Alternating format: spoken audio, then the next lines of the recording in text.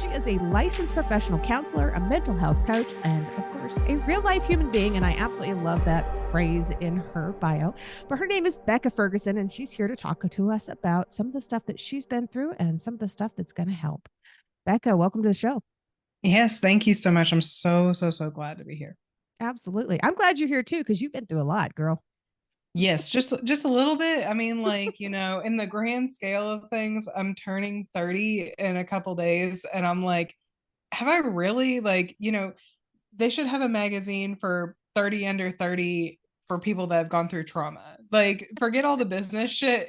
There should be a 30 under 30 for trauma survivors. Oh, amen. Oh my gosh. So, where are you originally from? Where were you born? Where'd you grow up? So I am from Buffalo, New York, by way of Arkadelphia, Arkansas. So actually born in New York, kind of near the Niagara Falls area, and was raised in Arkadelphia, Arkansas. So I am the only person in my immediate family that has a Southern accent. Oh my goodness. So, my father was from upstate New York and my mother was from Arkansas. Oh my gosh. Okay. Everyone has a story about New York and Arkansas. I swear I'm not the only weird one here. So I love that. Oh, it's hilarious. Yeah, Yeah. they were kind of an odd couple. Oh, well, fair. I mean, if you're gonna mix Arkansas and New York, then you're probably gonna get a lot of weirdos. So that makes sense. So Only they ever listened to my podcast, man.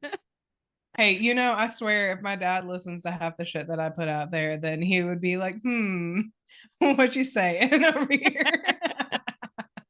Oh my gosh. So I know you've been through a lot of stuff. Can you kind of give us some cliff notes, some kind of outline of the trauma that you've had to overcome in your life?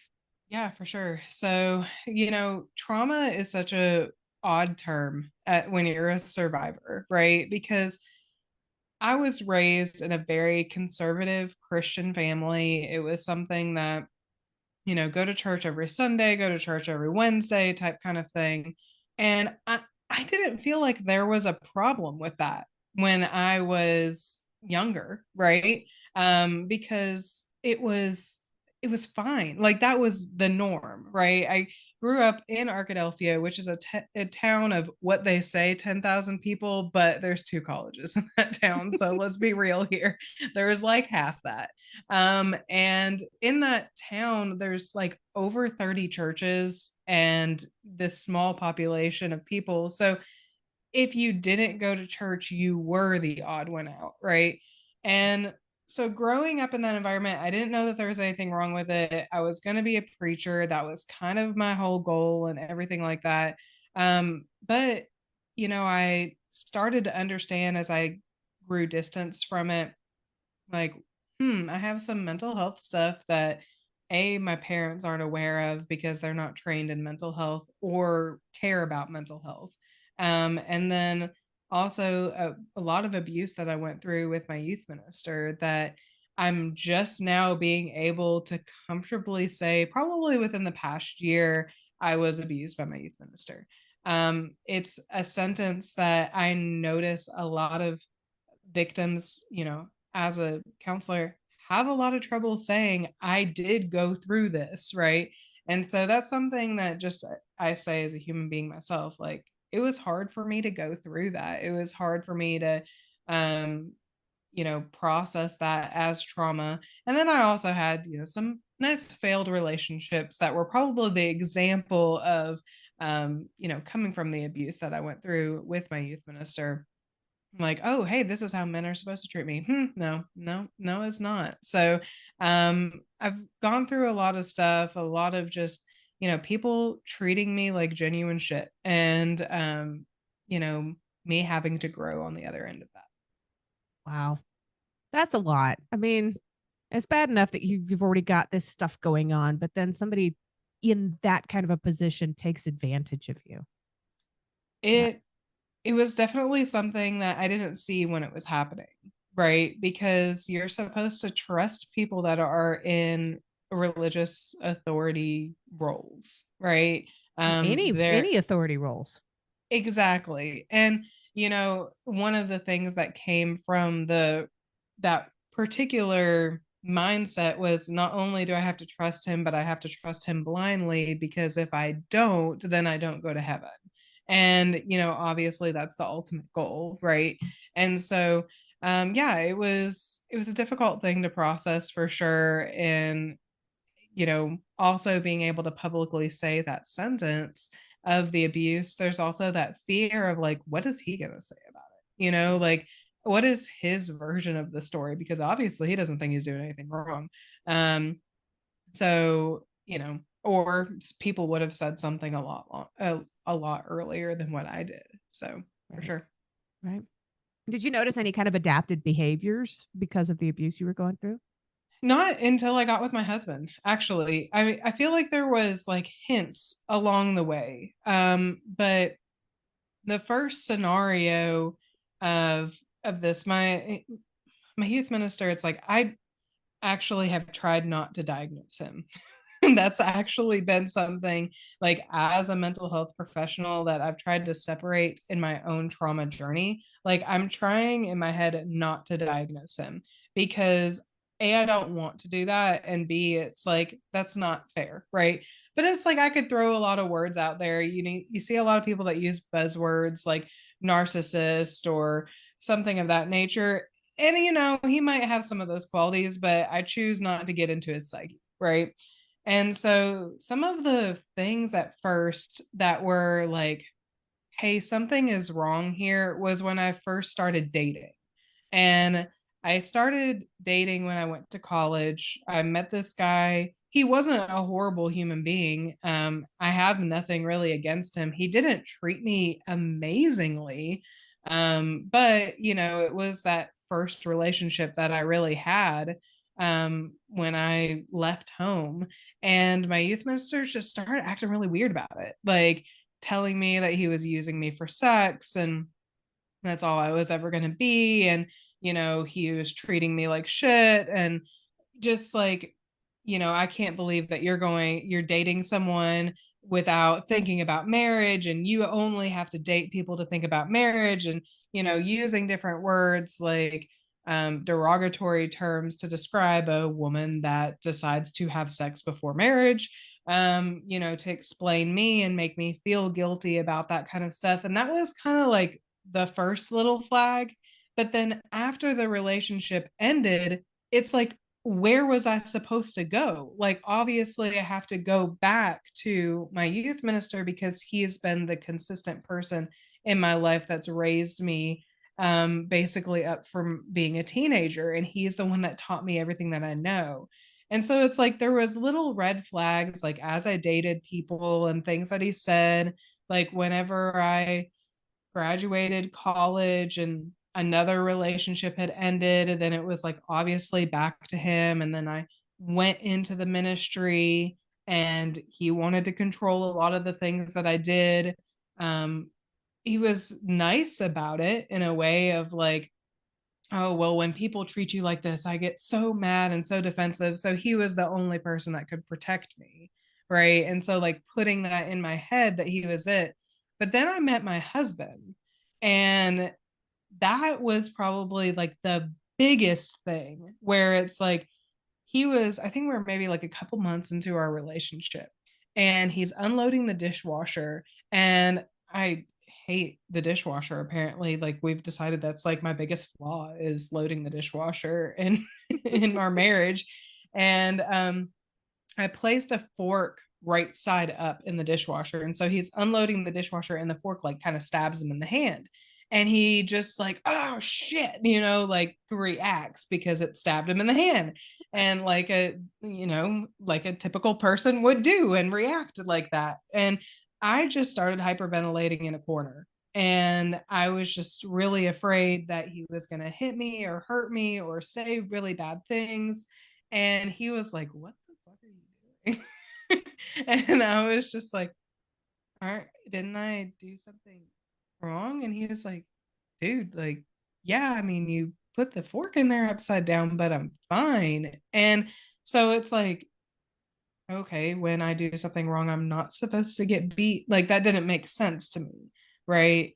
And so I started unraveling that. And at that point, when we were dating, I was still driving between Arkadelphia and Northwest Arkansas. And so I was still going to church. I was still like involved with my youth minister and, interactive in that environment. And so then I started to see like, hmm, I don't think that how he's treating me is right. Like, I think that is abusive, trying to unpack all of this. Cause like, I was in graduate school at that point in time to become a counselor. He did not like that because he didn't know anything about counseling. And so, like, he wanted complete control with that. And so that was something that was really, really difficult for him to unpack. And so when he didn't have control, either my relationships or job or something like that, like he didn't, he would lash out about it. And so it was like a couple, like I think a year into dating my husband, when I started talking to someone, another church member, and I said, I think that, he is abusive towards me, and I just don't know what to do about it. And it actually played into my youth minister's hands like really well, because I talked to this lady about it, and she was like, oh my gosh, we don't like him. He's a horrible guy. Yes, we have to get him fired. Um, the Me Too movement was very, very popular at the time. So she was like, you should say that he sexually assaulted. And I was like, no, because that never happened. Yeah, that's It not right. was You can't be making up sexual assault allegations. correct. And so I was like, I got mad at her. And then in turn, told my youth minister. And my youth minister was like, if they're saying all this stuff about you, then you have to leave. And so he had me write a letter to the church saying, this never happened between us. And I am now leaving the church. And then had me turn in my keys and say, I'm done. And I ended up having a conversation with him. He said he never thought that he abused me. He always treated me like a daughter. He loved me. In, you know, if it was in my best interest for him to leave my life, then he would do that. And I thought at that point in time, still being in his trap, that was really sweet and caring and loving and kind. And so It I remember sounds really sweet. I mean, these are all exactly, the words that you're craving and needing and wanting to hear. He's giving you what you're exactly. needing. And so I called my husband after that, who my husband has always kept his mouth shut. When it comes to me determining who to have relationships with, he keeps his mouth shut. And he gives me that ability to have my autonomy, which is what I love about him. And so I called my husband and I said, I talked it over with him. He said he's really sorry. He said he's always loved me. And my husband just was like, dude, he is lying to you. He is an abusive piece of shit. I cannot handle this anymore. Pack your bags. You're moving up here. You're done. And I was just like, I had never heard my husband talk like that before, ever. Like, but he was just like, you're done, like completely done with this. And I was just like, okay. And so I packed my bags and I moved up here. I moved in with him, and I really haven't turned back. I've gone back to church one time. Um, my youth minister did end up getting fired like 2 years later off of something that was completely unrelated. He like old man fell on his ass and he was responsible for it. So it was just like, something out of the blue, right? Lame. Yeah, I know. I was like, oh, he can beat a teenage girl for 10 years and not get fired. But an old man falls on his ass and we got to protect the old man. Like, that's what we got to do, right? And so it was one of those things where it's like I did go back to church afterwards, but it was just so triggering. I was just like, I'm in this environment where I feel judged and I can't do this, and so I've been completely separated myself from that environment, and it's been very healing for me in the process. But yeah, that's just a little bit of how things developed. Wow. As much as we all hate commercials, they are a necessary evil these days. This is what keeps the show on the air. You can show your support by purchasing one of my mini books, or donating through PayPal, or leaving a review on whatever platform you listen to this podcast on. You can find the links for the books or donation options in the podcast description. As always, a portion of the proceeds do go to local organizations that help fight human trafficking. And now, back to my guest. I know that you had said to me at one point in our little questionnaire thingy that you didn't know that you had PTSD until you were already a therapist. What was that discovery like? Dude, that was rough. I mean, and when I say rough, like that was probably one of the most difficult things. It was kind of funny. And I feel like you have to have like a little bit of a morbid sense of humor sometimes to be a therapist. I think Or we all work in do. yes. I mean, and because it's like you hear really rough stuff all day long. So sometimes you like to dissociate it from it, you kind of have to be a little twisted. And so yeah, no, I'm talking with my therapist and she says out of the blue, well, we know you have PTSD. And I was like, who is we? I was like, what are you talking about? She was like, this is all PTSD. And I was like, that's some bullshit, dude. I was like, I no, I don't like you're not like if you have PTSD, you're a victim. Like I'm not a victim and I'm not allowed to be a victim. Like being a victim is something that's wrong. And so she was just trying to help me unravel this and I was like, okay, trying to wrap my head around it. And I called my supervisor that I had when I was an associate counselor because I was dealing with something with a client that I had to work through. And so I called my old supervisor and I was like, yeah, I'm doing okay. I was like kind of just started to wrap my head around this idea that I have PTSD. And my old supervisor just being the like, you know, person that she was like, you know, abused by their youth minister for 10 years and has all the vicarious trauma that she deals with her clients on a daily basis, has PTSD. That's insane. And I was like, oh my God, shut up. Why is everyone just being like this? And so, yeah, I mean, like it was a weird discovery. And growing up, I wasn't allowed to be a victim. I wasn't allowed to have that victim mindset Yeah. per se. And so it was like it's been difficult to wrap my head around that. I feel like it's probably just been within the past year or two that I've been able to say like I have PTSD, I am a victim, but I also am a survivor. And so it's like trying to balance all that kind of stuff out. It's difficult to work on for sure. Oh yeah, absolutely. A lot of people are scared of the word victim too. Dude, It's it's just it's a scary word. it is. It's a very scary word. And growing up in the very conservative environment that I was growing up in, it's like, I love my father and we have an interesting relationship for sure. But my dad is one of those people that will never take a handout. At Yeah. least that's what, he says. And so like at one point in time, he's almost 65. So he's almost eligible for Medicare and retirement and all this kind of stuff, blah, blah, blah. And he I said, Dad, you hate your job right now. Just go ahead and quit. Like go ahead and quit, like get benefits, like you can do that. And he was like, I have never taken anything from the government. I will not be a victim. I will not do that. And it's like that's the mindset that I was raised in. Yeah. Whenever you take some help from someone else, like you are a victim and you have to be self-sustaining. You have to be able to help yourself. But the question is like, how in the world can you help yourself when, you don't have the knowledge or tools to be able to do it because you're still stuck in the mind frame that you were raised in.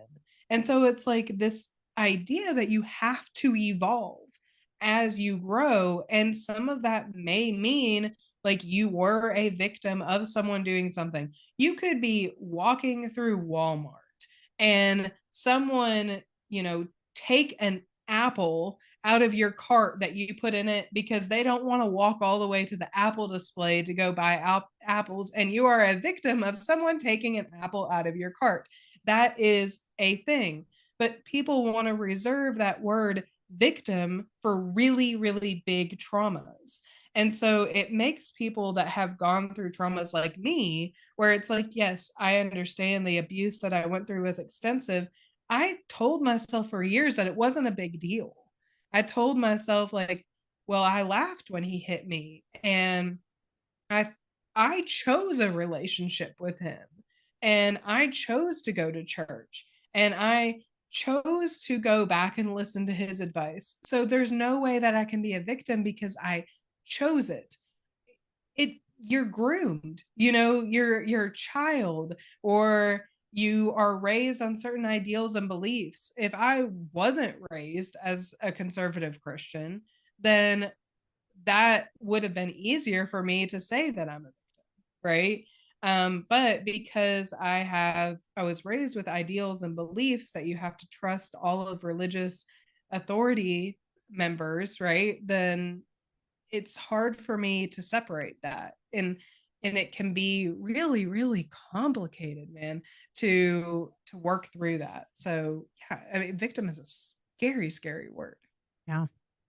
What was the biggest help that you found to be able to recover from everything that you'd been through?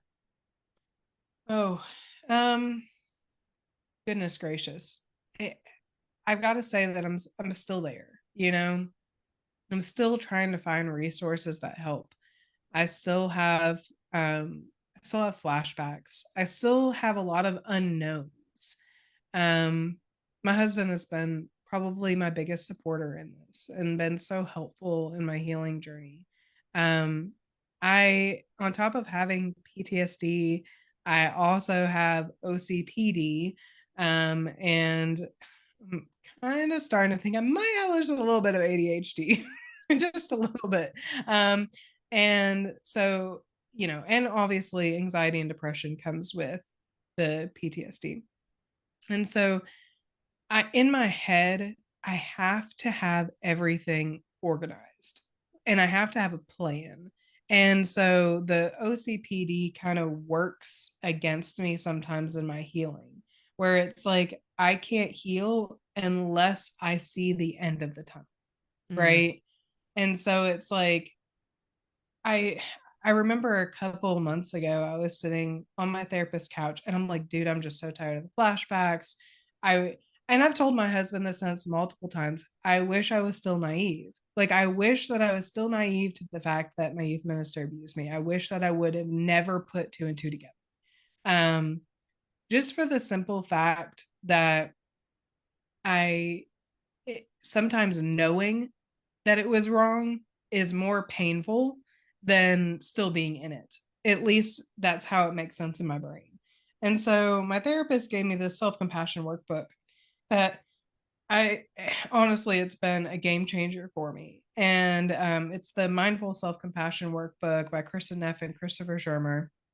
And these people that wrote this book, it's just so laid out for you and what you need to do to be kinder to yourself, and how you can give yourself the respect that you deserve, the compassion that you deserve, and know that I don't have to go a million miles an hour because I still live in a very survivalist mindset, where it's like, okay, my one of the things that my our couples therapist said to us the last time, because my husband is trying to figure out more ways that he can help me, right? And so in going to couples therapy, we're trying to figure out, like, what is our communication barrier, why are we not understanding each other?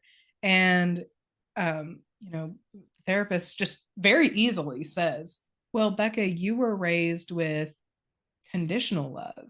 Well, he was raised with unconditional love. So it's really hard for him to understand how people can't love you. Right. And I was like, eek. Like, okay, so this self compassion journey that I've gone down has been very helpful for me to be able to say, like, just because I do something wrong doesn't mean that people are going to hate me and that I have to earn their respect again. Like, I need to work on earning my own respect first and not going down this journey of just absolute miserableness, right? Every single time I feel like I do something wrong. And so just being more compassionate with myself has been very, very helpful. that's amazing. It's not an easy thing to find, really, you know, but it's a No, key. It is, and it's difficult because when you've been conditioned by someone to hate yourself for literally every single thing that you do, um, it it can be so difficult to process that and move forward from that. So, yeah, it definitely does take some time, but it's worth it. Yep, I've been there myself. It's exactly the way I grew up too. Yes, and no one wants to admit that because then you have to put responsibility on other people besides yourself for doing something wrong. Right. And we were And taught to take ownership of everything. exactly. And so it's like I I get so frustrated and sometimes because it's like I love my parents. They're great people, but there were a lot of things that they needed to know that they know now, you know. Um I didn't know mental health existed until I went to college. I didn't know anxiety existed until I went to college. And I understand that you have a blog that you've been working on for a while. Have you got a piece of that that you would like to read for us? Yeah, so I do. I have this one blog that I wrote. I was supposed to be a preacher, and so I want you to kind of go on this little journey with me. I like to be able to story tell. So deep breath in. Okay. Imagine this. I'm in third grade, sitting at the lunch table with my friends. We start talking about what we want to do when we grow up. Without hesitation, I say, I'm going to have to go to college for 10 years after I graduate high school because I'm going to go to seminary to become an ordained Methodist preacher. What third grader says this shit? Me. Hi, I'm the problem. It's me. From a young age, I knew that I wanted to be in ministry. As you've read from my previous post, you know that my story involves a lot of history in the Methodist Church. I was raised in a very conservative Christian home, and church was what we did. When I graduated from high school, I looked for schools where we could start my journey as a preacher. I knew that with my learning style, I would need to find a small school where I could feel comfortable asking questions. It was important to me to have a tight knit community. I toured the religion department and didn't find a huge connection there, but I knew I wanted to become a minister. I wanted to be relatable and viewed as a person with open arms. Wow. So if Third you grade. Yes, literally, I can remember that. That's a deep cut memory. I think that was also the same day that I spilled milk on my cargo pants. So it's a sad day all along. But yeah, from third grade, I knew that's what I wanted to do. And now looking back, it's like I've told people if there is a God that's out there and I'm going with that ideal because obviously there's a lot of guilt that's still associated with understanding my own faith. I think, I really feel like this is the journey that I was supposed to go on. And this is how I was supposed to be the person with open arms. So, yeah. Well, I am going to make sure that I include all of your links and stuff so people can read more about you. They can find out more through your Facebook, your Instagram, your TikTok, which is a lot of fun, and your website. Yes, I've been stalking you on TikTok. Thank you. It is that time where I ask you the final question, and it's always my favorite question of every episode. Yeah. What is one thing that you truly love about yourself that's not related to your physical appearance? You know, if I could say one thing that I really love about myself, it's the fact that I do know how to love people. Um, and I know how to love people safely. If you've enjoyed tonight's episode, please make sure you check out the episode description. You'll find links there on how you can learn more about this guest, links to connect with social media, and how to support the podcast. Remember, I don't get paid to do this. My boss is a bit tight fisted, but I can say that. I work for myself.